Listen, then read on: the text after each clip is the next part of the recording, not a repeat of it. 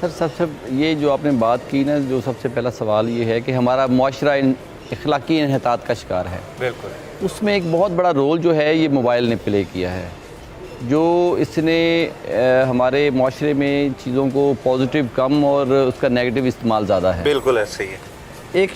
एक शख्स से शादी के बाद 30 साल उसके घर रह के, उसके बच्चे पैदा करके, उसके घर की मालका बन के, तो जो उसको जो है धोखा दे के किसी और शख्स के साथ चली जाती है, नवासियाँ भी हो गई, नवासियाँ भी हो गई, तो ये मैं समझता हूँ कि ये हमारा मुआशरे का अलमिया है और ये एक घर की कहानी नहीं है। अच्छा। यहाँ आप फैमिली कोर्ट एक अलग से हमारे डिस्ट्रिक्ट कसूर में एक अलग से पूरा कॉम्प्लेक्स बन गया है, जिसमें तकरीबन 4 जजेस बैठते हैं और एक जज की डेली की पेशी लिस्ट 130, 140, 150 केसेस की है। और एक जो है यहाँ से अंदाज़ा कर लें कि फैमिली लॉज में है कि 14 दिन से ज़्यादा तारीख नहीं डाल सकते, लेकिन यहाँ महीने की तारीख डलती है। महीने मतलब 400 केस अगर आप रैंडमली भी देखें डेली का लगा हुआ है, तो ये एक महीने बाद अगर बारी आए तो जो है वो एक महीने में कितने केसेस होंगे। तो उसकी रीज़न ये है कि मैं समझता हूँ कि हमारे माशरे में इस अखलाकी तरबियत की ख़ास तौर पे माओं को ये ज़रूरी जो है अपने बेटियों को जो है ये तालीम देने की ज़रूरत है कि बेटा घर जो है वो एक दफ़ा ये हम एक्चुअली लस्ट है एक रीज़न, दूसरी रीज़न पैसा है कि चकाचौंध वो जो मतलब दूर के डोल सुहाने होते हैं, एक दफ़ा उसके साथ देखा पैसा भी है, वो एक घर छोड़ के बच्चे छोड़े और चली गई, लेकिन आगे जाके फिर वो चीज़ें उतनी जो एक्सपेक्टेशंस होती हैं, जो तवक्कुआत होती हैं, वो पूरी नहीं हो पाती, फिर रिवर्स हो गए। यहाँ भी यही मामला हुआ है कि एक दफ़ा चली गई तो फिर अगले घर की हो जा, वो बंदा तो बचा था, फिर वापस आई, फिर चली गई, फिर वापस आई, फिर कोर्ट में बयान भी देने चले गए, और फिर जब वहाँ पे जाके इसने स्टेटमेंट दे के फिर कहा मैंने उससे निकाह किया हुआ है, तो फिर उसको रंज आया कि मैंने तो इसको अपनी सारी ज़िंदगी भी दे दी, अपना घर भी इसके नाम कर दिया इसकी तसल्ली के लिए। तो फिर वो बंदे ने रिवेंजफुल होकर, हालांकि मैं समझता हूँ कि अगर एक काम उसके साथ गलत हुआ है तो वो उसका भी कानून मौजूद है कि अगर वो घर उसका बनाया हुआ था तो वो उसने इसके नाम लगाया हुआ था, क्योंकि उसके कोई ज़राए आमदन तो थे नहीं खातून की, तो वो सिविल केस करके उसको घर वापस ले सकता था। ऐसा मौजूद है कानून में। उसने जो है वो ये साबित करना था कि मैं चूँकि वर्किंग मैन था, मैं ही कमाई करता था, मैंने ही घर ख़रीदा या जगह ख़रीदी, घर बनाया। खातून का तो नाम कोई पीछे से ना विरासत आई, ना ये कोई काम करती थी, तो ये तो मैंने अपनी मोहब्बत में इसके नाम कर दिया था, तो ये मुझे वापस दिलाया जाए, ये इसने चूंकि मुझे छोड़ दिया है। अच्छा, मिल सकता है जी, ये सिविल केस करके ये मिल सकता था।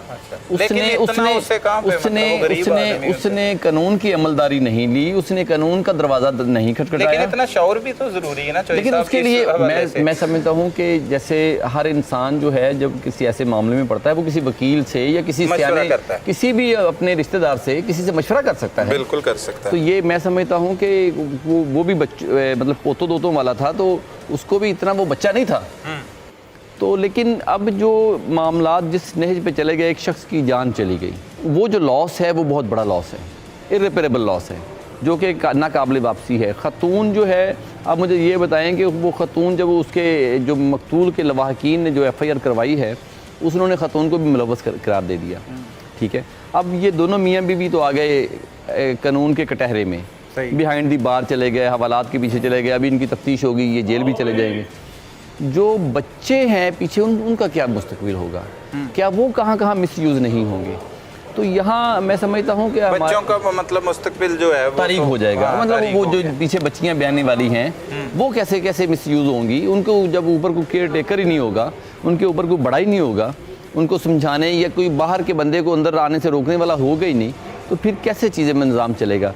अब एक काम गलत हुआ, उसको गलत तरीके से आगे अंजाम, मतलब उसकी जो रिटेलिएशन आई, जो उसकी रिजेंटमेंट आई, वो गलत आई, और उसके बाद जो अगले कॉन्सिक्वेंसेस हैं वो भी गलत आएंगे। वो गलत से मज़ीद ये अभी कितनी कहानियाँ आगे बननी है, ये हमारे माशरे का अलमिया बन चुका है। मैं समझता हूँ कि आपके इस फोरम से मैं ये कहूँगा कि जब भी कोई ऐसा मसला आए, किसी भी कानूनदान से आप रब्ता करें, किसी अपने ख़ानदान के सियाने बंदे से रब्ता कर लें कि ये इन हालात में है। हमारे इस्लाम में ये है कि अगर कोई ख़तून किसी के साथ नहीं रहना चाहती, उसको खुला का भी हक है, उसको मर्द को अगर उसका करैक्टर नहीं ठीक, तलाक देने का हक है। बिल्कुल ऐसे ही, गंद से जान छुड़ा ली जाए, बजाय इसके कि आप उसका पीछा करें, जाके किसी को मार आएँ, वो तो आपकी रही नहीं, और वो बंदा जो है जो मर गया वो आपके खाते में आ गया। सज़ा के बारे में मैं इतना कहूँगा कि जो कत्ल की सज़ा है वो तदीरत पाकिस्तान में सज़ाए मौत है, या कम अज़ कम अगर शवाहिद पूरे नहीं हैं तो उम्र कैद भी हो सकती है।